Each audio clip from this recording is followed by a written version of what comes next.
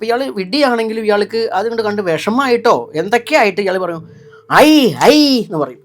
ഈ ഐ എന്ന് പറഞ്ഞുകൊണ്ട് തന്നെ അയാൾ ഭയങ്കര സമർത്ഥനായി. കാരണം ഐം അല്ലെങ്കിൽ ഐ എന്ന ബീജാക്ഷരം വിദ്യയെ കൊടുക്കും. ഇത് ജ്ഞാനബീജമാണ്. അപ്പം അയ്യപ്പ എന്ന് പറഞ്ഞു കഴിഞ്ഞാൽ അറിയാണ്ട് അറിവുണ്ടാവും. തന്ത്രത്തിൽ താന്ത്രികമായിട്ട് പറയുകയാണെങ്കിൽ അതിന് മാതങ്കി ശ്യാമയാണ്. ശക്തമായി പ്രവർത്തിക്കണം. പ്രാർത്ഥിച്ചത് കൊണ്ട് ഇവിടെ ഒന്നും സംഭവിക്കില്ല. ദേഹോ ദേവാലയ, ദൈവത്തിന്റെ ആലയമാണ് നിന്റെ ശരീരം. ശ്രീചക്രം എന്ന് പറഞ്ഞ മറ്റു യന്ത്രങ്ങളെ പോലെയല്ല, ത്രിപുര സുന്ദരിയുടെ സ്വരൂപമാണ്.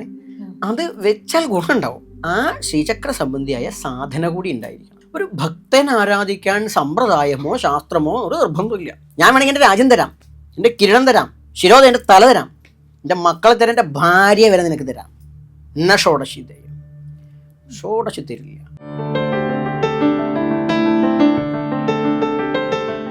നക്ഷത്രങ്ങളുടെ ഭാഷയും ഗ്രഹങ്ങളുടെ സന്ദേശങ്ങളും ജീവിതത്തിന്റെ വഴികളിൽ വെളിച്ചം നൽകുന്ന പുണ്യം ബൈ ഇന്ത്യ ലൈവിന്റെ ഈ ആത്മീയ ജ്യോതിഷയാത്രയിലേക്ക് സ്വാഗതം. ഇന്ന് നമ്മളോടൊപ്പം ആചാര്യനായ ശ്രീ ചണ്ടാള ബാബയാണുള്ളത്. ബാബാജി നമസ്കാരം. ദേവി ആരാധന അല്ലെങ്കിൽ കാളി ആരാധന, അങ്ങനെയുള്ള ആരാധനകളൊക്കെ സാമ്പത്തികമായും നമ്മളുടെ ജീവിതത്തിൻ്റെ ഉന്നമനത്തിനും പ്രോസ്പെരിറ്റിക്കുമൊക്കെ വളരെ പ്രയോജനം ചെയ്യുന്ന ശാസ്ത്രങ്ങൾ പറഞ്ഞു വെച്ചിട്ടുണ്ട്. ഇത് ശരിയാണോ?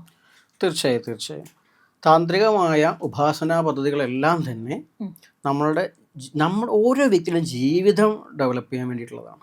എന്നാൽ നമുക്ക് ആത്മീയത അന്വേഷിക്കുന്നതിന് ആത്മീയമായിട്ടുള്ള ഉന്നതി, ഭൗതികത അന്വേഷിക്കുന്നത് ഭൗതികമായ ഉന്നതി.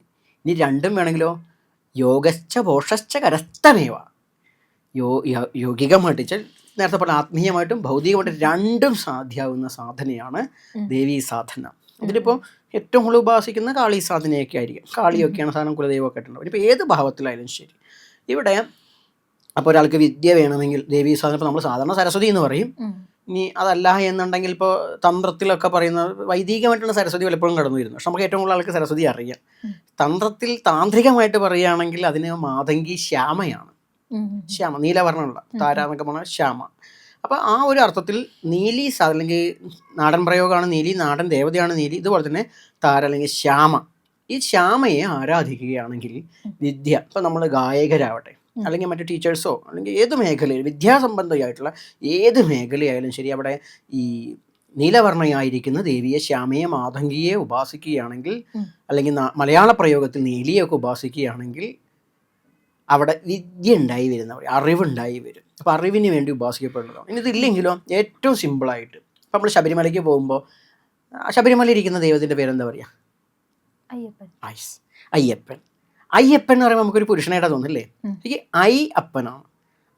അപ്പൻ എന്ന് പറഞ്ഞാൽ ഇപ്പോൾ ദേവിയുടെ ഒരു ഭാവം, കുട്ടിയായിരിക്കുന്ന ഭാവം തന്നെ ബാലാഭാവമാണ്. ആ ബാല എന്ന് പറഞ്ഞാൽ തന്നെ ബാലാ സുന്ദരിൻ്റെ, ത്രിപുര സുന്ദരിയുടെ ബാലഭാവം.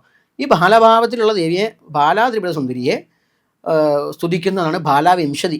21 സ്തുതികളെ കൊണ്ടുള്ള ഒരു ഭാഗമാണ്. അതിലെന്ന് വെച്ചാൽ ഒരു വിഡ്ഢിയായൊരു മനുഷ്യൻ, അയാളെ വിഡ്ഢിത്തിനെ കൊണ്ട് അയാളെ വീട്ടിലൊക്കെ ഇവിടെ കാട്ടിക്കൊണ്ട് ഉപേക്ഷിക്കുക. കാട്ടിക്കൊണ്ട് ഉപേക്ഷിക്കുന്ന സമയത്ത് ഒരു പുലി വന്നിട്ട് ഒരു പന്നീനെ പിടിക്കണ ഇയാൾ കാണുക. അപ്പോൾ ഇയാൾ വിഡ്ഢിയാണെങ്കിലും ഇയാൾക്ക് അതുകൊണ്ട് കണ്ട് വിഷമമായിട്ടോ എന്തൊക്കെയായിട്ട് ഇയാൾ പറയും ഐ എന്ന് പറയും. ഈ ഐ എന്ന് പറഞ്ഞുകൊണ്ട് തന്നെ അയാൾ ഭയങ്കര സമർത്ഥനായി. കാരണം ഐം അല്ലെങ്കിൽ ഐ എന്ന ബീജാക്ഷരം വിദ്യയെ കൊടുക്കും. ഇത് ജ്ഞാനബീജമാണ്, വിദ്യാബീജമാണ്, സരസ്വതി ബീജമാണ്. അപ്പോൾ വിദ്യ ആഗ്രഹിക്കുന്നവർ ഐം ഓം ഐം എന്ന് ജപിച്ചാൽ തന്നെ വിദ്യ ഉണ്ടാവും. അപ്പം അയ്യപ്പ എന്ന് പറഞ്ഞു കഴിഞ്ഞാൽ അറിയാണ്ട് അറിവുണ്ടാവും. മനസ്സിലായില്ലേ? സ്വാമിയേ ശരണം അയ്യപ്പ എന്ന് പറഞ്ഞ അയ്യപ്പനെ വിളിക്കുമ്പോൾ അയ്യപ്പനുണ്ട്, ഒപ്പം അറിവിൻ്റെ അപ്പനാണ്. അപ്പം അത് അറിവിന് വേണ്ടിയിട്ട്. ഇനിയിപ്പോൾ അറിവ് ഒരു വ്യക്തിക്ക് അല്ലെങ്കിലും വേണ്ടത് ജീവിത വിജയം വേണമെങ്കിൽ ദേവീ സംബന്ധിയായിട്ട് ലളിതാശ്രമമൊക്കെ പറഞ്ഞ പോലെ ഇച്ഛാശക്തി, ജ്ഞാനശക്തി, ക്രിയാശക്തി സ്വരൂപിണി എന്ന് പറയും. ഒരു മനുഷ്യന് വിജയിക്കണമെങ്കിൽ 3 തരത്തിലുള്ള ഗുണങ്ങൾ ഉണ്ടാവണം. ഒന്ന് സാത്വിക രാജസിക താമസിക ഗുണമുണ്ട്. അപ്പോൾ അവിടെ തന്നെയാണ് ഇപ്പോൾ വിദ്യ, അതുപോലെ തന്നെ എന്താ പറയുക ശക്തി, പിന്നെയാണ് ധനം. ഇതിൻ്റെ ഭാഗമായിട്ട് തന്നെയാണ് നമ്മൾ ഇച്ഛാശക്തി. ഒരു മനുഷ്യന് വിജയിക്കണം ഇച്ഛാശക്തി. അപ്പോൾ ഇച്ഛാശക്തി, ശക്തി എന്ന് പറഞ്ഞാൽ ദേവിയാണ്. ഇച്ഛാശക്തി എന്താവണം എന്ന് നമ്മൾ കുട്ടിക്കാലത്ത് ചോദിക്കില്ല സ്കൂളിൽ പോകുമ്പോൾ, എന്താവാൻ ആഗ്രഹം? അപ്പോൾ ഓരോന്ന് പറയും. സ്വാമി വിവേകാനന്ദൻ പറഞ്ഞ പോലെ കുതിരക്കാരനാവണമെന്നും പറയും. പക്ഷെ കുതിരക്കാരനാവേണ്ടത് കേവലം കുതിരക്കാരനല്ല, കാളവണ്ടിക്കാരനല്ല, ചമ്മട്ടി എൻ ജെ കൃഷ്ണനെ പോലെ അങ്ങനെയുള്ള എന്ന് പറയും, ധർമ്മത്തെ നയിക്കുന്നത്. അപ്പോൾ ഇത് പറഞ്ഞ പോലെ ആ ആഗ്രഹം ഒരു കുട്ടി പറഞ്ഞാൽ നമ്മൾ സാറിന് തള്ളിക്കളയാറാണ് പതിവ്. പക്ഷെ അങ്ങനെയല്ല. ആ കുട്ടി അധികം കുട്ടികളും വലിയ വലിയ ആഗ്രഹങ്ങളാണ് പറയാറ്. സാധാരണ മോശപ്പെട്ട ആഗ്രഹമൊന്നും പറയില്ല, പക്ഷെ അധികം ആൾക്കാർ ആവാറില്ല. അപ്പോൾ അതെന്താ വെച്ചാൽ നമ്മൾ ആ കുട്ടിയുടെ ആ ആഗ്രഹം, ഇച്ഛയാണ് ആഗ്രഹം, ആ ഇച്ഛാശക്തിയെ വളർത്തി കൊടുക്കണം നിരന്തരം. ഇച്ഛാശക്തി വളർത്തി കൊടുക്കുമ്പോൾ അവന് ആഗ്രഹം വളരും. ആഗ്രഹം വളരുമ്പോൾ അവന് കൊടുക്കേണ്ട അടുത്ത ഉപദേശമാണ്, ഈ ആഗ്രഹം ഉണ്ടായത് കൊണ്ട് കാര്യമില്ല. കുട്ടിയല്ല, മുതിർന്നവരും ആവട്ടെ, ഇപ്പോൾ ജോലിക്കൊക്കെ ട്രൈ ചെയ്യുന്ന പല ആൾക്കാരും ഉണ്ടാവും നമ്മുടെ പ്രേക്ഷകരിൽ. അപ്പോൾ ആഗ്രഹം ഉണ്ടായിട്ട് കാര്യമില്ല. അവർക്ക് എന്ത് വേണം? ആ എന്താകണോ അതിനെക്കുറിച്ചുള്ള ജ്ഞാനം ഉണ്ടായിരിക്കണം. അതാണ് ഇച്ഛാശക്തി, ജ്ഞാനശക്തി. ആഗ്രഹം പ്ലസ് ജ്ഞാനം. എത്രത്തോളം അറിവിനെ അവനവൻ ആഗ്രഹിക്കുന്ന മേഖലയിൽ എത്താൻ എത്രത്തോളം അറിവിനെ, ഇപ്പം ഏതെങ്കിലും മേഖല കൈകാര്യം ചെയ്യുകയാണെങ്കിൽ അവിടെ സക്സസ് ആവുന്നില്ലെങ്കിൽ പലപ്പോഴും പലതും തുടങ്ങും പൊളിഞ്ഞു എന്ന് പറയും. പൊളിയിൽ നമുക്ക് അറിയാത്ത മേഖല കൈവച്ചാൽ എന്തായാലും പൊളിയും. അറിഞ്ഞത് തന്നെ ചിലപ്പോൾ പാരയും അല്ലെങ്കിൽ വിശ്വാസിയൊക്കെ ആണെങ്കിൽ പല പല ശത്രുദോഷങ്ങളൊക്കെ കൊണ്ട് തീരാറുണ്ട്. അങ്ങനെ സംഭവിക്കാറുണ്ട്. അപ്പോൾ അവിടെ എന്താ വേണ്ടത് വെച്ചാൽ അറിവിനെ പ്രസൻറ്റിലുണ്ടെങ്കിലും ഞാൻ ഭാവിയിലാണെങ്കിലും അതിനുള്ള അറിവിനെ സമ്പാദിക്കണം. ചെയ്തുകൊണ്ടിരിക്കുന്നവർ ആ മേഖല ഡെവലപ്പ് ചെയ്യുന്ന അപ്ഡേറ്റ് ചെയ്തുകൊണ്ടിരിക്കണം അതിൻ്റെ കാര്യങ്ങൾ. അപ്പോൾ ഇച്ഛാശക്തി, ജ്ഞാനശക്തി പ്ലസ് ക്രിയാശക്തി, ശക്തമായി പ്രവർത്തിക്കണം. ഞാൻ എല്ലാവരും പറയാറുണ്ട്, പ്രാർത്ഥിച്ചത് കൊണ്ട് ഇവിടെ ഒന്നും സംഭവിക്കില്ല, പ്രവർത്തിച്ചത് കൊണ്ടേ സംഭവിക്കും. അപ്പോൾ പ്രാർത്ഥന വെറുതെയാണോ? അല്ല, പ്രാർത്ഥനയ്ക്കൊപ്പം പ്രവർത്തിക്കാം. പ്രാർത്ഥന എന്തിനു വേണ്ടിയിട്ടാണ്? വീണ്ടും വീണ്ടും ബ്രെയിനിനെ ബോധ്യപ്പെടുത്തുകയാണ്. മായയിൽ ഉഴലുമ്പോൾ, പ്രകൃതിയിൽ കടന്നിട്ട് നമ്മൾ ഉഴലുമ്പോൾ, സംസാര സാഹചര്യത്തിൽ നമ്മൾ എന്താഗ്രഹിച്ചാലും നമ്മളെ മൈൻഡ് പെട്ടെന്ന് മാറിപ്പോകും. ആ മൈൻഡ് മാറിപ്പോകുന്ന മൈൻഡിനെ തിരിച്ച് ഇങ്ങോട്ട് തന്നെ എടുക്കാനുള്ള ഒരു പ്രക്രിയയാണ് പ്രാർത്ഥന. അപ്പോൾ പ്രാർത്ഥിച്ചു, ഇപ്പോൾ ദൈവമേ എനിക്കത് വേണം, അത് അജ്ഞാനത്തിൻ്റെ ലക്ഷണമാണ്. പ്രാർത്ഥിക്കുന്നതിനൊപ്പം പ്രവർത്തി. അപ്പോൾ ഇച്ഛാശക്തി, ജ്ഞാനശക്തി, ക്രിയാശക്തി ഇവിടെയാണ്. ഇപ്പോൾ വിദ്യയ്ക്ക് വേണ്ടിയുള്ള കാര്യം പറഞ്ഞു, ഈ 3 ശക്തി ഉണ്ടാവണം. ഈ 3 കാര്യങ്ങളുണ്ടെങ്കിൽ ജീവിതം സക്സസ് ആണ്. ഇനിയിപ്പോൾ ഇവിടെ ഐം എന്ന ബീജം പറഞ്ഞു, ഇതുപോലെ തന്നെയാണ് ശക്തി ഇല്ല. ശക്തി ഇല്ലാതെ പ്രതിരോധിക്കാൻ വയ്യ, പ്രതികരിക്കാൻ വയ്യ. ആരെന്തെങ്കിലും പറയുന്നത് ആകെ വിറയലാണ്, പാനിക്കാവും. ചില ആൾക്ക് ഇൻ്റർവ്യൂവിനൊക്കെ പ്രിപ്പയർ ചെയ്ത് പോകുന്ന ആൾക്കാരൊക്കെ പെട്ടെന്ന് പാനിക്കാവും, അവർക്ക് പെട്ടെന്ന് കഴിയില്ല. അപ്പോൾ അവിടെ വെച്ചാൽ അവരുടെ ഉള്ളിൽ ആത്മബലം ഇല്ലയാണല്ലോ. ആത്മബലം ഉണ്ടാകാൻ വേണ്ടി എന്ത് ചെയ്യാം? ഹ്രീങ്കാരം ജപിക്കുകയാണെങ്കിൽ ഓം ഹ്രീം നമ. വലിയ മന്ത്രങ്ങളൊന്നും നമ്മളിവിടെ പാടില്ല, എന്നാൽ ബീജാക്ഷരമാണ് തന്നെ ശക്തിമുത്താണ്. അപ്പോൾ ഹ്രീം നമ എന്ന് ജപിക്കും. ഇതൊന്നും ഗുരുക്കന്മാരിൽ നിന്ന് നേരിട്ട് കണ്ട് വാങ്ങുന്നതാണ് ബെറ്റർ കേട്ടോ. ഇത് കേട്ടിട്ടൊന്നും ആരും ജപിക്കാൻ പാടില്ല എന്ന് എനിക്ക് പറയാം. പക്ഷെ എന്നാലും മനസ്സിലാവുക, കേവല അക്ഷരമല്ല എന്ന് മനസ്സിലാക്കുക. ഇതൊക്കെ പ്രണവം തന്നെയാണ്, അല്ല ഓം മാത്രമല്ല പ്രണവം. ഇതൊക്കെ ബീജാക്ഷരങ്ങളെല്ലാം തന്നെ. അപ്പോൾ ഹ്രീം നമ, ഹ്രീം എന്ന് പറയുമ്പോൾ ശക്തി, അല്ലെങ്കിൽ ക്രീം നമ, KREEM എന്ന് ഇംഗ്ലീഷിൽ വേണമെങ്കിൽ. അപ്പോൾ ക്രീം നമ, ഇതൊക്കെ ശക്തിയെ കൊടുക്കുന്നു. ഇതുപോലെ തന്നെയാണ് ധനപരമായിട്ടുള്ള ലോസ് ഉണ്ട്, ധനപരമായിട്ടുള്ള ഉന്നതി ഉണ്ടാവണമെങ്കിൽ ഓം ശ്രീം നമ. ശ്രീം ഐശ്വര്യമാണ്. അപ്പോൾ ഇതൊക്കെ ജപിക്കുന്നതിനൊപ്പം തന്നെ എന്താണ് സങ്കല്പം എങ്ങനെ വേണം? എന്താണോ ഇപ്പോൾ അറിവാ വേണ്ട ചില അറിവിനെ കുറിച്ച് തന്നെ നമ്മൾ ചിന്തിച്ചുകൊണ്ട് യത് ഭാവയതി തത് ഭവതി, നമ്മൾ ചിന്തിക്കുന്നതാണ് ഫലിക്കുന്നത്. ഇപ്പോൾ സാധാരണ നമ്മളൊരു കുടിലിൽ കഴിയുന്ന ആൾക്കാരൊക്കെ അധികം ആൾക്കാരും വലിയ കൊട്ടാരം കിട്ടുന്ന കുറച്ച് വലിയ വീട് കിട്ടുന്നത് അങ്ങനെ കാണില്ലേ പെട്ടെന്ന്.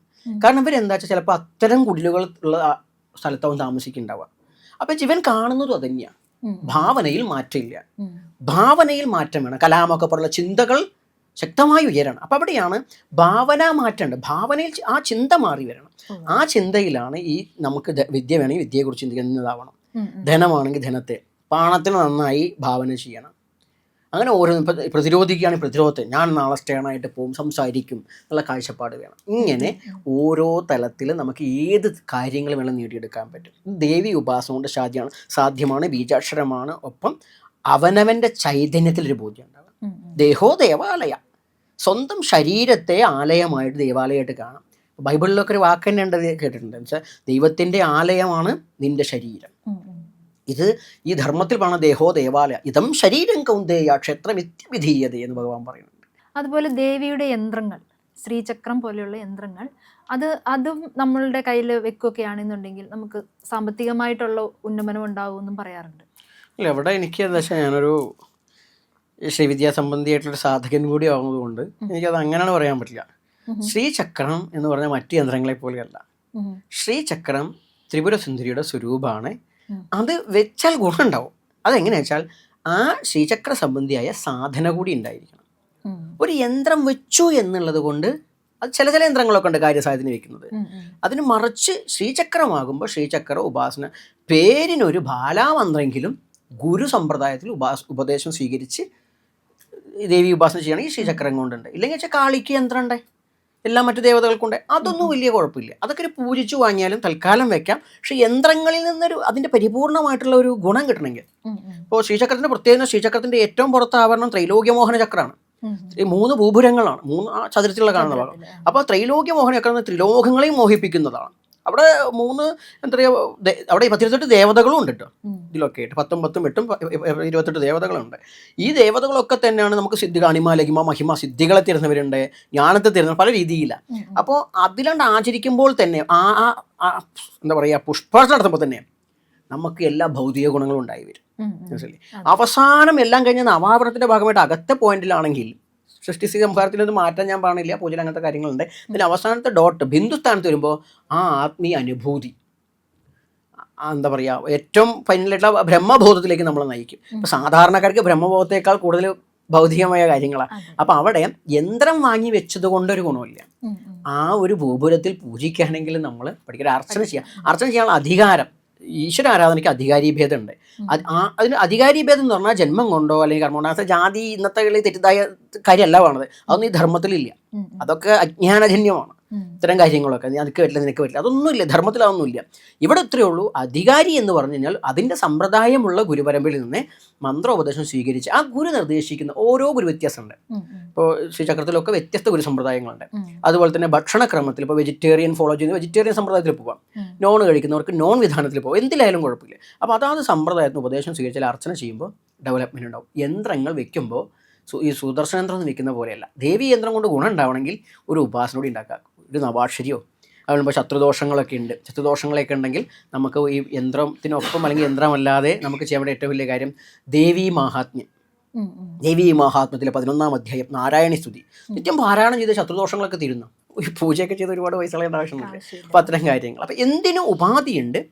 കാളി യന്ത്രം വെക്കണമെങ്കിൽ വെക്കാൻ ഞാൻ പറഞ്ഞു കഴിഞ്ഞു. ഇതിനൊക്കെ കാളിയാണെങ്കിൽ കാളിയുടെ ഒരു ഏകാക്ഷരെങ്കിലും ഓം ക്രീം നമ എന്ന മന്ത്രമെങ്കിലും ആരെങ്കിലും ഉപദേശമായിട്ട് സ്വീകരിക്കുക.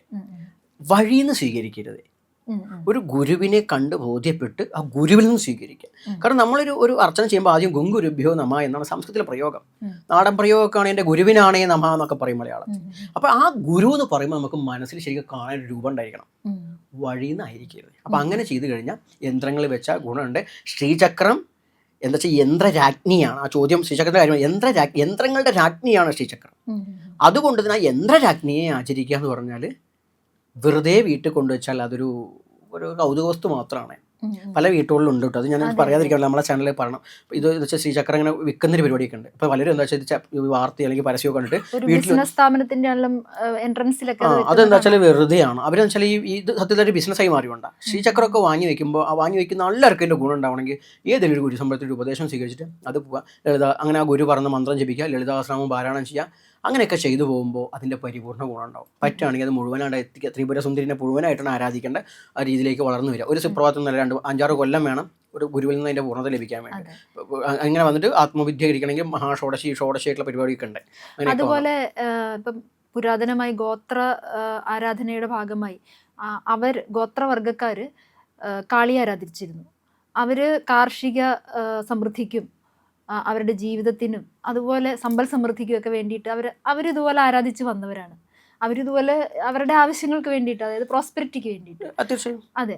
അപ്പം അവരിങ്ങനെയൊരു എന്താ പറയുക, ഒരു സമ്പ്രദായം എന്നുള്ള രീതിയിലല്ലല്ലോ അവരാരാധിച്ചിട്ടുണ്ടാവുക. അല്ല, അത് വെച്ചാൽ സാധാരണ ഭക്തി എന്ന് പറഞ്ഞോടത്ത് സമ്പ്രദായം അല്ലെങ്കിലും എന്താ വെച്ചാൽ ഇപ്പോൾ ദേവി ഭാഗവതം ഒക്കെ പറയുന്നത് പോലെ ഒരു ഭക്തൻ ആരാധിക്കാൻ സമ്പ്രദായമോ ശാസ്ത്രമോ ഒരു നിർബന്ധമില്ല. ഒരു ഭക്തന് ഏത് വിധത്തിലാണോ, പത്രം പുഷ്പം ഫലം തോയെന്ന് ഇതിൽ ഭഗവാൻ കൃഷ്ണൻ പറയുന്നത് പോലെ ഒരു ഭക്തൻ ഏത് വിധത്തിലാണോ അമ്മയെ ആരാധിക്കേണ്ട വെച്ചാൽ നമുക്ക് നമ്മുടെ പെറ്റമ്മയ്ക്ക് വാരി കൊടുക്കാൻ വേണ്ടിയിട്ട് ഇങ്ങനെ തന്നെ കൊടുക്കണം എന്നുണ്ടോ? ഹോം നേഴ്സിനെ വെക്കുമ്പോൾ ചിലപ്പോൾ അറിയാം അമ്മയ്ക്ക് അങ്ങനെ കൊടുക്കണം. പക്ഷെ നമ്മൾ അമ്മയ്ക്ക് കൊടുക്കുക എങ്ങനെയാ? അമ്മ ഇത് കഞ്ഞിയുള്ളൂ, ചമ്മന്തിയുള്ളൂ, ഇല്ലേ, ഇന്ന് കൊണ്ട് കൊടുക്കാം, അമ്മ അത് കഴിച്ചേ. അപ്പം നമ്മൾ കൊടുക്കുന്നത് എങ്ങനെയായാലും അമ്മയ്ക്ക് സന്തോഷമാണ്. ഇത് പറഞ്ഞ ഒരു സാധാരണ ഭക്തനെ സംബന്ധിച്ചിട്ട് ഒരു നിയമവും ഇല്ല. അവനനുസരിച്ച് ഇപ്പോൾ പാടത്ത് പണിയെടുക്കാൻ പോകുന്നവൻ എന്താ ചെയ്യണത്? അവൻ അങ്ങോട്ട് പോകും, അവിടെ പോയിട്ട് ഒന്ന് ജസ്റ്റ് അപ്പം കുളിച്ചതൊന്നും വിഷയമില്ല. ഇത് അവനൊരു വിഭവം. അവിടെ നിന്ന് ഇപ്പോൾ പരൽമീനെ പിടിക്കുന്ന പിടിച്ചു ചുട്ടെടുത്തോ പച്ചയ്ക്ക് അവിടെ സമർപ്പിച്ച് കൊണ്ടുവന്നു. ഇപ്പോൾ ബംഗാളിലെ ബ്രാഹ്മണരൊക്കെ മത്സ്യം ഉപയോഗിക്കുന്നത് ജലപുഷ്പം തന്നെയാണ് പറയുക, തന്ത്രത്തിലെ വാക്ക് ജലപുഷ്പം എന്നാണ്. അപ്പോൾ അങ്ങനെ മത്സ്യം ഉപയോഗിക്കുന്ന ബ്രാഹ്മണർ ഇപ്പോൾ കേരളത്തിൽ തന്നെ പിടാരകമനും മൂസത്തുമാരൊക്കെ ഉണ്ട്, വളയനാട് പിഷാരിക്കാവിൻ്റെ ഭാഗത്തൊക്കെ ഇത്തരം ആളുകളൊക്കെ. അപ്പോൾ നാടൻ ഗോത്രവിഭാഗങ്ങളുടെ അല്ലെങ്കിൽ നാടൻ പ്രയോഗത്തിൻ്റെ ഭാഗമായിട്ട് അവനവൻ്റെ നെഞ്ചത്ത് കൈവച്ചിട്ട് എൻ്റെ അമ്മേ അവിടെ മന്ത്രമൊന്നുമില്ല കുട്ടി, എൻ്റെ അമ്മയുടെ നെഞ്ചത്തടിക്കുന്നതിന് പ്രത്യേകിച്ച് വെച്ചാൽ നെഞ്ച് ഭാഗം ഇത് അനാഹത ചക്രമാണ്. സർവഭൂതേഷു കൂടാന്ന് കൃഷ്ണൻ പറയുന്ന ആ ഈശ്വരൻ്റെ സാന്നിധ്യം നമ്മളെ സംബന്ധിച്ച് ഹൃദയപത്മത്തിലിരിക്കണമെന്നാണ്, അനാഹത പത്മത്തിലിരിക്കണമെന്നാണ്. അപ്പോൾ അതെന്താ വെച്ചാൽ ഈ തൊടുന്നതൊരു മുദ്രയാണ്, തന്ത്രത്തിൻ്റെ മുദ്രയാണ്. ഇങ്ങോട്ട് അടിക്കുമ്പോൾ ഓപ്പൺ ദി ഡോർ എന്ന് വേണ പോലെ ഇതിങ്ങോട്ട് ഓപ്പൺ ചെയ്യുമ്പോൾ ദൈവിക ചൈതന്യം പുറത്തു. അപ്പോൾ ഇവൻ അറിയാണ്ട് ഇവൻ്റെ പൂർവ്വീകർ ഇവന് കൊടുത്തൊരു ടെക്നിക്കാണ്.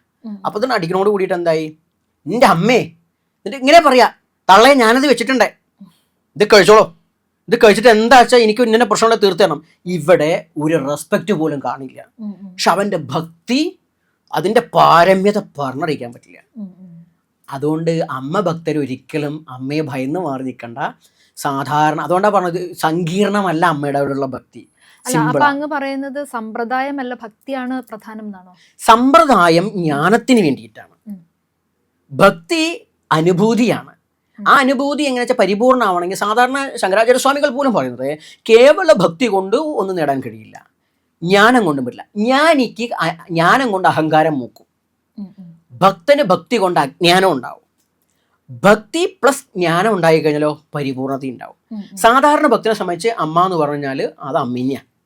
പക്ഷെ അതിൻ്റെ ഒപ്പം ജ്ഞാനം കൂടി ആകുമ്പോഴോ അമ്മ എന്ന വാക്ക് തന്നെ ആ ഉ മ, അത് വെച്ചാൽ അകാര ഉകാരം അകാരം, പ്രണവം പ്രകർഷണം ഉണ്ടായ പ്രണവം അത് പരമേശ്വര തത്വമാണെന്ന ബോധ്യം.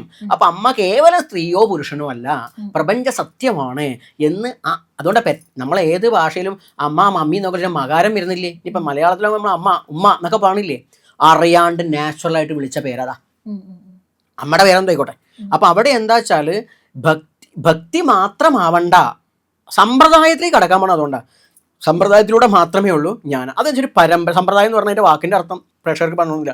ഒരു ഗുരുവിലൂടെ സഞ്ചരിച്ച് ആദി പരമേശ്വരൻ അല്ലെങ്കിൽ ആദി ഗുരുവിൽ നിന്ന് തുടങ്ങി. മുത്തപ്പൻ എന്നൊക്കെ നാടൻ പ്രയോഗ.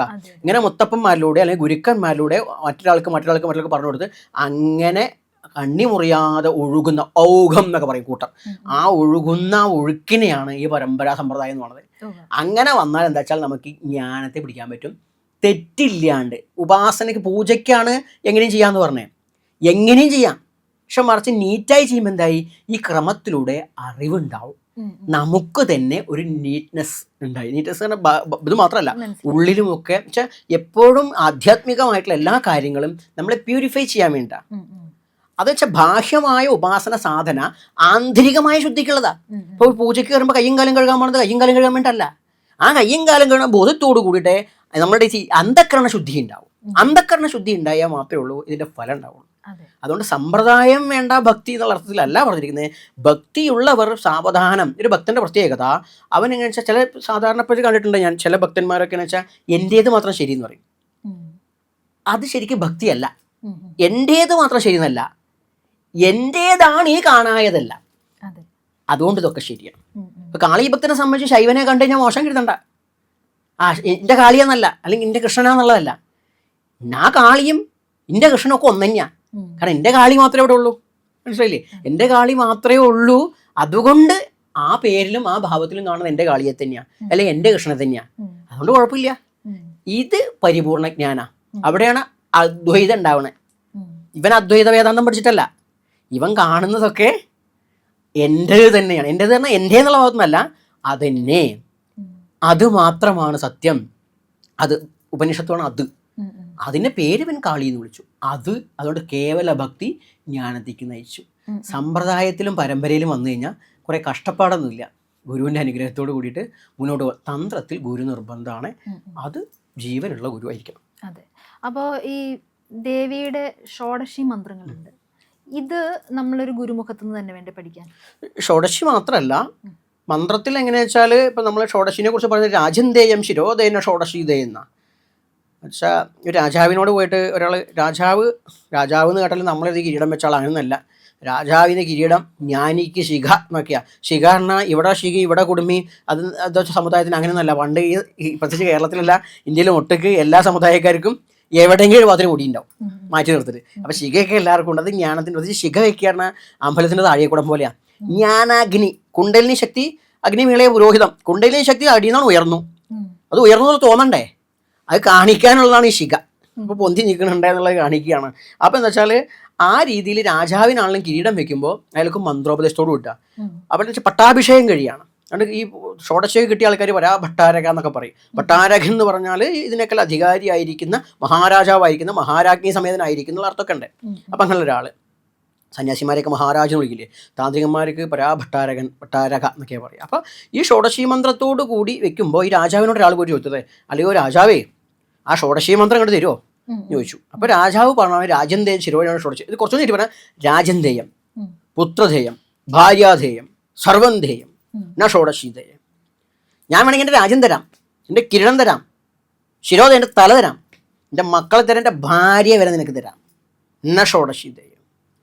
ഷോഡശി തരില്ല. അത്ര ഇമ്പോർട്ടൻ്റ് ഷോഡശിയുടെ പ്രത്യേകത. ഷോഡശി രഹസ്യ സ്വഭാവം വെച്ചാൽ ഏറ്റവും ഇപ്പോൾ ഖുർആൻ പറയുന്ന ആൾക്കാരും സൂഫികാരും പറയും അള്ളാഹിന് 100 നാമങ്ങൾ 99 പരസ്യവും 1 രഹസ്യമെന്ന് പറയും. ഇതുപോലെ ഷോഡശി എന്ന് പറഞ്ഞാൽ ഷോഡശിയും മഹാഷോഡശി ഉണ്ട് കേട്ടോ. ഷോഡശി 16 അക്ഷരമാണ്. മഹാഷോഡശി എന്ന് പറയുമ്പോൾ 28, 32 പഠിക്കുന്ന ആൾക്കാരുണ്ട്. അപ്പോൾ ഇതിൽ ഷോഡശി മഹാഷോഡശി സമ്പ്രദായമുള്ളവരുണ്ട്, ഇല്ലാണ്ട് നേരിട്ട് മഹാഷോഡശി മാത്രമുള്ളവരുണ്ട്, ഷോഡശി മാത്രമുള്ളവരുണ്ട്.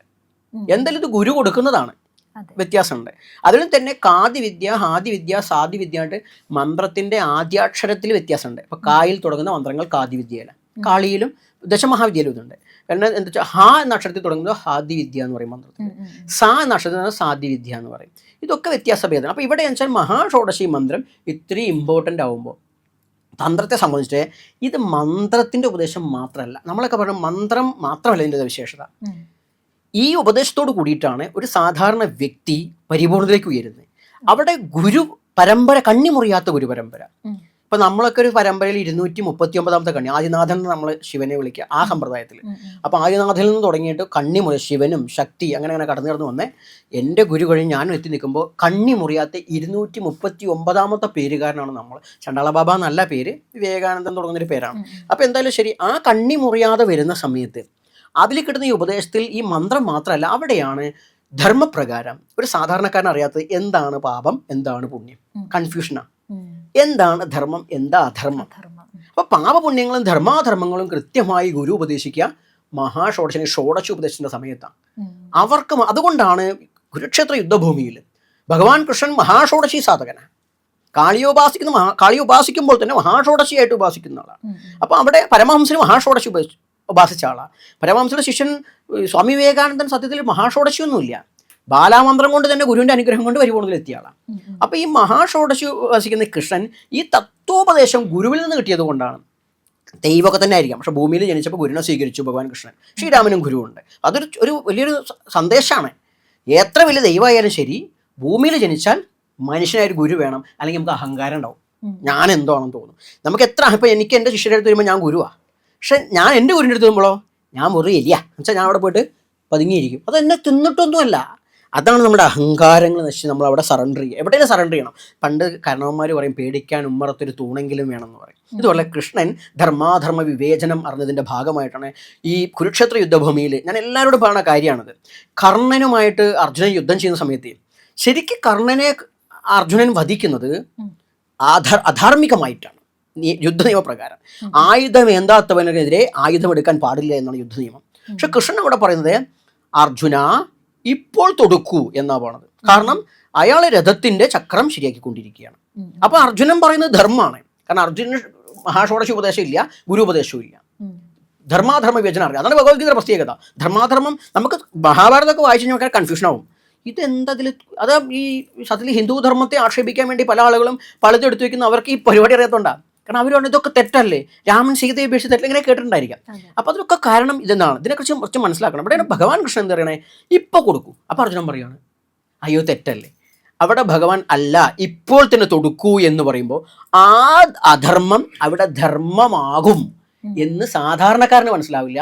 ധർമാധർമ്മ വിവേചനം ഗുരുമുഖത്ത് നിന്ന് കുട്ടികൾക്കേ മനസ്സിലാവുള്ളൂ.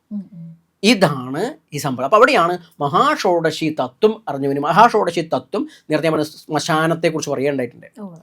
ഈ ശ്മശാന ഭാവത്തിലുള്ള പരമേശ്വര ആ ഭാവത്തിലേക്ക് നയിക്കുന്ന അവസാന പോയിന്റാണ് മഹാഷോഡശി തത്വം. മഹാഷോഡശി തത്വം ആരിയ്ക്കുന്നു അവനാണ് മഹാചണ്ടാളൻ. മഹാചണ്ടാളൻ എന്ന മഹാഷോഡശി തത്വമാണ്. ഇത് തന്നെയാണ്. അപ്പോൾ അതുകൊണ്ട് മഹാഷോഡശി അങ്ങനെ കിട്ടില്ല, ഓരോ സെക്ഷൻ പോയിട്ടാണ് കിട്ടുക. മറ്റൊക്കെ എവിടെ നിന്നും കിട്ടും, പെട്ടെന്ന് കൊടുക്കും ഗുരുക്കന്മാർ മറ്റു മന്ത്രങ്ങളൊക്കെ. പക്ഷെ മറിച്ച് മഹാഷോഡശി കിട്ടണമെങ്കിൽ ആ ഗുരുപ്രീതി കൊണ്ട് മാത്രമേ കിട്ടുള്ളൂ, അല്ലാണ്ട് പുസ്തകത്തിൽ നിന്ന് കിട്ടിയിട്ട് കാര്യമില്ല. കാരണം രഹസ്യം, ആദ്യം രഹസ്യം ഗുപ്തം, രഹസ്യാതി രഹസ്യം, അതിരഹസ്യം എന്നൊക്കെ പാണയിൽ പെട്ടതാണ്. അപ്പോൾ ഈ പ്രോസ്പെരിറ്റി ഉണ്ടാവാനുള്ള മന്ത്രങ്ങൾ, ദേവി മന്ത്രങ്ങൾ, അതും ഇതുപോലെ ഗുപ്തമായിട്ടുള്ളതാണോ? അതെന്താ വെച്ചാൽ അല്ലെങ്കിൽ തന്ത്രശാസ്ത്ര മന്ത്രങ്ങളൊക്കെ ഗുപ്തം തന്നെയാണ്. അത് എല്ലാവരും പണക്കാരാവണ്ടെന്ന് വിചാരിച്ചിട്ട് അല്ല അല്ല അല്ല അല്ല അല്ല അല്ല എന്നുവെച്ചാൽ മന്ത്രങ്ങളൊക്കെ എന്ന് പറഞ്ഞു കഴിഞ്ഞാൽ ഇതൊക്കെ ബീജാക്ഷരങ്ങളാണ്. നിങ്ങളിപ്പോൾ ക്രീം എന്ന് ജപിക്കണം വെച്ചാൽ നമ്മൾ അല്ലെങ്കിലും ക്രീം പറയണ്ടല്ലോ, ഇല്ലേ? ക്രീം ക്രീം ഒക്കെ അക്ഷരങ്ങളല്ലേ. സത്യത്തിൽ ഈ പറയുന്ന ഇവിടെ ഉണ്ടായിരുന്നല്ലോ അക്ഷരം പരിവർജയ എന്നൊക്കെ കൊണ്ട് പരിപാടി ഉണ്ടായിരുന്നു. അക്ഷരങ്ങളെല്ലാം പഠിക്കാൻ പറ്റില്ലാണ്ട് ശൂദ്രക്കൊന്നും പഠിക്കാൻ പറ്റില്ല വിഷയമൊക്കെ ഉണ്ടാവും. സത്യത്തിൽ ശൂദ്രക്ക് അക്ഷരം പഠിക്കാൻ പറ്റുകയെന്നല്ല. യഥേമാം കല്യാണിയും ആവതന ജനേഭ്യ എന്നാണ് യജുർവേദം പാണത്. ഇതെല്ലാം മനുഷ്യർക്കുള്ളത് തന്നെയാണ്. പക്ഷെ മനുഷ്യരിൽ എന്താ വെച്ചാൽ അറിയാനുള്ള ആഗ്രഹമുള്ളവനുള്ളതാണ്. ആഗ്രഹം ഉണ്ടായി എന്ത് വേണം? മോളിപ്പോൾ സ്കൂളിൽ പഠിക്കാൻ വേണ്ടി വീട്ടുകാർ സ്കൂളിൽ കൂടെ ചേർത്തില്ലേ? ഇതുപോലെ പണ്ട് ഗുരുകുല വിദ്യാഭ്യാസം, അവിടെ ചെന്ന് പഠിക്കണം. കട്ട് പഠിക്കല്ലേ? കട്ട് പഠിക്കുന്നതിന് പണിഷ്മെൻ്റ് ഉണ്ട്. എന്താ കാര്യം വെച്ചാൽ കട്ട് പഠിക്കൊണ്ടുള്ള കുഴപ്പം കൊണ്ടല്ല, ഇവൻ അപൂർണമായിട്ടാണ് പഠിക്കുക, തെറ്റായിട്ടാണ് പഠിക്കുക. അപ്പോൾ അറിവിന് വരുന്നതിന് നിഷേധിക്കാൻ പാടില്ല. അത് അവൻ ജനിച്ചതോ ഒന്നും അവൻ്റെ കർമ്മം, കുലം, ഗോത്രം, പിറവി എടുത്ത അമ്മ, അച്ഛതോ ഒന്നും ഇതിൻ്റെ ഭാഗമല്ല. അങ്ങനെ ഒരു ഭാഗമാണെങ്കിൽ ഈ ഭൂമിയിൽ ഒരു ജ്ഞാനി മറ്റൊരു സമൂഹത്തിൽ നിന്ന് ഉണ്ടാവില്ല. എല്ലാ സമൂഹത്തിനും ജ്ഞാനികൾ ഉണ്ടായിട്ടില്ലേ ഇവിടെ, ഇല്ലേ? അത് ലോകത്തിൻ്റെ അങ്ങോളം ഇങ്ങോളം എടുത്താലും എല്ലാ സമൂഹത്തിലും ഉണ്ട്, അല്ലേ? ആശാരിയായ യേശുവും ദൈവം ആയിട്ടല്ലേ പ്രകീർത്തിക്കപ്പെടുന്നേ. ഒന്നല്ലെങ്കിൽ കച്ചവടം നടക്കാൻ വേണ്ടി മുഹമ്മദും പ്രവാചകനായിട്ടുള്ളത്. അറിവൊക്കെ എല്ലാവർക്കും ദൈവത്തിനുള്ളിൽ കൊട്ടിയടക്കപ്പെട്ടിട്ടില്ല. ഇവിടെ നാരായണ ഗുരുദേവനാവട്ടെ, എട്ടമിസ്വാമി ആവട്ടെ, ഓമലാവട്ടെ, വൈകുണ്ഠനാവട്ടെ, എല്ലാവരും അങ്ങനെ തന്നെയാണ്. അപ്പം അവിടെയാണ് ഈ പറയുന്ന ജ്ഞാനം എന്ന് പറയുന്നത് എല്ലാവർക്കും ഉണ്ട്. പക്ഷെ മറിച്ച് അതിനാഗ്രഹം വരുമ്പോൾ ഇന്ന് പുസ്തകം ഉണ്ട്, പുസ്തകം ഗുരുവായിട്ടാണ് പറയുക. പക്ഷെ പുസ്തകത്തിൽ നിന്ന് നിങ്ങളിപ്പോൾ ഒരു പഞ്ചാക്ഷരം തന്നെ എടുക്കാം, ഓം നമഃ ശിവായ വായിച്ചു എന്ന് എഴുതാം. ഇതിൻ്റെ സംശയം ആരോട് ചോദിക്കും? പുസ്തകത്തിനോട് ചോദിച്ചൂടെ? പുസ്തകത്തിൽ നിന്ന് റേഡിയോ പോലെയാണ്, പ്രതികരണമില്ല. നിങ്ങൾ ആകെ ആശയക്കുഴപ്പത്തിലാവും. മന്ത്രം ജപിക്കുമ്പോൾ നിങ്ങൾക്ക് ജീവിതത്തിൽ സ്റ്റെക്ക് വരും. പ്രത്യേകിച്ച് സാധനം ഉണ്ടായിക്കഴിഞ്ഞാൽ എല്ലാവരും വിചാരം സുഖമാണ്, പരീക്ഷണങ്ങൾ വർദ്ധിക്കുക ചെയ്യുക. അവിടെ നമ്മളിങ്ങോട്ട് ഇങ്ങോട്ട് അന്തം വിട്ടു പോകും. ഇപ്പം നമ്മളൊക്കെ വ്യക്തി ജീവിതത്തിൽ തന്നെ സാധനം തുടങ്ങിയ കാലത്ത് തൂങ്ങി ചാവാൻ വരെ തൂങ്ങിയ സമയം ഉണ്ടായിട്ടുണ്ട്. അന്ന് ഗുരുവാണ് ആശ്രയം. മോനെ ഇതിനപ്പുറമുള്ളത് വരും, പിടിച്ചു നിൽക്കും. മറ്റേ ഭരതം സിനിമയിൽ മോഹൻലാലിന് ഉർവശി ഇങ്ങനെ കാണിക്കുന്നുണ്ട്. ഇത് പറഞ്ഞ പോലെ ഗുരു അങ്ങനെ കാണിക്കുന്നില്ല, പക്ഷെ മറിച്ച് നമുക്കൊപ്പം നിൽക്കും. ഇത് ഗുരു ഉണ്ടാകുമ്പോൾ എന്ത് ചെയ്യും? നമുക്ക് വരുന്ന ഓരോ വിഷയങ്ങളിലും ഗുരു നമുക്ക് ആശ്രയമായി നിൽക്കും. അപ്പോൾ നമ്മുടെ അക്ഷരങ്ങൾ, സ്വരാക്ഷരങ്ങളാവട്ടെ, വ്യഞ്ജനാക്ഷരങ്ങളാവട്ടെ, ഇതൊക്കെ മന്ത്രം തന്നെയാണ്. സർവജ്ഞാനകരി എന്നാണ് ഈ 51 അക്ഷരങ്ങൾക്ക് പറയുക. ആ മന്ത്രമാവുന്നത് കൊണ്ടാണ് ഇത് നിഷേധിച്ചത്. നിഷേധിച്ചത് ശരിയെന്നല്ല പറഞ്ഞത്. മന്ത്രം പഠിക്കണമെങ്കിൽ ഗുരു വേണം, ഗുരുവിൻ്റെ അടുത്തേക്ക് പോകണം. ആ മന്ത്രങ്ങളെ കൊണ്ട് തന്നെയാണ് അങ്ങോട്ടും ഇങ്ങോട്ടും മാറ്റി 51 അക്ഷരം തെറ്റും മറിച്ചിട്ടതൊക്കെ തന്നെയാണ് മന്ത്രങ്ങൾ. അപ്പോൾ ഇതിൻ്റെ സാരാംശവും ഇതിൻ്റെ ഗുണവും കിട്ടണമെങ്കിൽ കൃത്യമായി നമ്മൾ ഇപ്പോൾ ഒരു പരീക്ഷണം നടത്തണമെങ്കിൽ പോലും ഒരു വിമാനം പറത്താണ്ട് നമുക്ക് നടത്താൻ പറ്റില്ല. സർക്കാരിൻ്റെയൊക്കെ അംഗീകാരമൊക്കെ വേണമെന്ന് ഞാൻ മനസ്സിലാക്കണേ. ഇത് പറഞ്ഞ പോലെ തന്നെയാണ് ഇത് ഉപയോഗിക്കുമ്പോൾ ഈ എക്സ്പീരിയൻസ് ഉള്ള ഒരാളിൽ നിന്ന് വാങ്ങണം. അപ്പോൾ അതിൻ്റെ ഗുണം പരിപൂർണ്ണ. ഒരു ഗുണത്തിനല്ലേ ജപിക്കണേ? അപ്പോൾ അതിനെന്തിനാ പഠിക്കണേ? ആരോടും ചോദിക്കാലോ. ചോദിക്കൽ നേരത്തെ പറഞ്ഞ വഴിയെന്ന് കണ്ടിട്ടല്ല. അച്ഛൻ എന്ന് പോകുന്ന ആൾ വീട്ടിൽ പല അച്ഛന്മാരും, ചെറിയച്ഛനും വലിയച്ഛനും അച്ഛനൊക്കെ ഉണ്ടാവും. സ്വന്തം അച്ഛൻ എന്ന് പറഞ്ഞ പോലെ ഒരു ഗുരുവിനെ സ്വീകരിക്കുക. അതുകൊണ്ടാണ് കൃഷ്ണൻ്റെയും രാമൻ്റെയും കാര്യം നേരത്തെ പറഞ്ഞത്. സ്വന്തമായൊരു ഗുരു ഉണ്ടാകുമ്പോൾ ബീജാക്ഷരം ജപിക്കണമെങ്കിലും അല്ലാണ്ട് ജപിക്കണമെങ്കിലും സഹസ്രനാമം ജപിക്കണമെങ്കിലും ഗുരു ഉണ്ടെങ്കിൽ പരിപൂർണ്ണം. അല്ലാണ്ട് സഹസ്രനാമമൊക്കെ ജപിച്ചു കഴിഞ്ഞാൽ അതൊക്കെ കേവലം ചവയ്ക്കൽ മാത്രമേ ആവുള്ളൂ. എന്നും പാരായണം ചെയ്താൽ മുഖത്തിന് വ്യായാമേ ആവുള്ളൂ. അറിഞ്ഞ് പാരായണം ചെയ്താലോ അത് ആത്മാവിൻ്റെ ഉന്നതിക്ക് കാരണമാവും. അതുകൊണ്ടാണ് മന്ത്രങ്ങൾ ഏതും എല്ലാം എല്ലാവർക്കും ഉള്ളതാണ്. ഇങ്ങനെ പറയാം, എല്ലാം എല്ലാവർക്കും ഉള്ളതാണ്, എന്നാൽ എല്ലാം എല്ലാവർക്കും ഉള്ളതല്ല. മനസ്സിലായല്ലോ? അപ്പോൾ ആർക്കും വേണ്ടാന്ന് പറഞ്ഞിട്ടില്ല. വേണ്ടവർ ഇതിൻ്റെ അതോറിറ്റി ആരോ അവിടുന്ന് സ്വീകരിക്കുക. അവനവൻ്റെ, എൻ്റെ ഒരു നിർദ്ദേശം എപ്പോഴും വെക്കണം, അവനവൻ്റെ നിത്യജീവിതത്തിന് പ്രശ്നമുണ്ടാക്കുന്ന ഒരു രീതിയിലുള്ള ഉപാസന സ്വീകരിക്കാതിരിക്കുക. മന്ത്രമാണെങ്കിലും നിത്യജീവിതത്തിന് കുഴപ്പമില്ലാതെ ഇതിനെ ബാലൻസ് ചെയ്ത് പോകാൻ. പക്ഷെ പൂർണ്ണമായി നമ്മളെ മാറ്റുന്നതല്ല. കാരണം ഓരോ വ്യക്തിയും ജനിക്കുന്നത് ദൈവാനുഗ്രഹം കൊണ്ട് ജീവൻ ശരീരത്തെ എടുക്കുന്നതാണ്. ശരീരം നമ്മളെല്ലാവരും ഷഡ്ത്രിംശത് വിശ്വാനി തത്വം എന്ന് പറയും. അപ്പോൾ 36 തത്വങ്ങളെ കൊണ്ടാണ് ഈ ശരീരമൊക്കെ ഉണ്ടായിട്ടുള്ളത്. അങ്ങും നമ്മളൊക്കെ 36 തത്വമാണ്. അപ്പോൾ അതൊക്കെ ഒരു പരമേശ്വരനാവുമ്പോൾ പരമേശ്വരൻ സ്വയമേവ തന്നെ അറിയാനാണെങ്കിൽ, പരാശക്തി തന്നെ അറിയാനാണ് ഇങ്ങനെ ജനിച്ചിട്ടുള്ളത്. നമ്മളെ സ്വഭാവമൊക്കെ മാറ്റിയാൽ പിന്നെ നമ്മളുണ്ടോ? അപ്പം നമ്മളുടെ പരിപൂർണമായ മാറ്റമല്ല. ഇനി മാറ്റം ഉണ്ടെങ്കിൽ അത് ദേവി മാറ്റുക എന്നുള്ളത്, അല്ലാണ്ട് നമ്മൾ ഒരാൾ പറഞ്ഞ് മാറ്റിച്ചിട്ടല്ല. അപ്പോൾ ആ മാറ്റിക്കാതെ ഒരു ഗുരു ഉപദേശിക്കുന്ന മന്ത്രവും അതിൻ്റെ അല്ലെങ്കിൽ പൂജാരീതി എന്താ വെച്ചാൽ മനസ്സിലാക്കിയിട്ട് മുന്നോട്ട് പോവുകയാണെങ്കിൽ ഒരു പ്രശ്നമില്ല. ആദ്യാവസാനം ഗുരുഭ്യോ നമ അല്ലെങ്കിൽ വേറെ എന്തെങ്കിലും രീതിയിൽ ഗുരുവിനെ വിളിച്ച് പോയിട്ട് എൻ്റെ ഉത്തമാരെ വിളിച്ച് പോയാലും ശരി, അവസാനം വരെ ഗുരു കൈയായിട്ടുണ്ടായിരിക്കും. അവസാനം ഗുരു കൈവിടും, അവസാനം വിടും. കാരണം അവിടെ സ്വതന്ത്രൻ. അതാണ് തന്ത്രം, സ്വതന്ത്രം. ആ തന്ത്രത്തിൻ്റെ പരിപൂർണ്ണം. തന്ത്രം ഒരിക്കലും മതത്തിൻ്റെ ചട്ടക്കൂടല്ല. തന്ത്ര സ്വാതന്ത്ര്യത്തിൻ്റെയാണ്. ആ സ്വാതന്ത്ര്യത്തിൻ്റെ ഒരു താക്കോലാണ് ദേവി ഉപാസന. അതെ.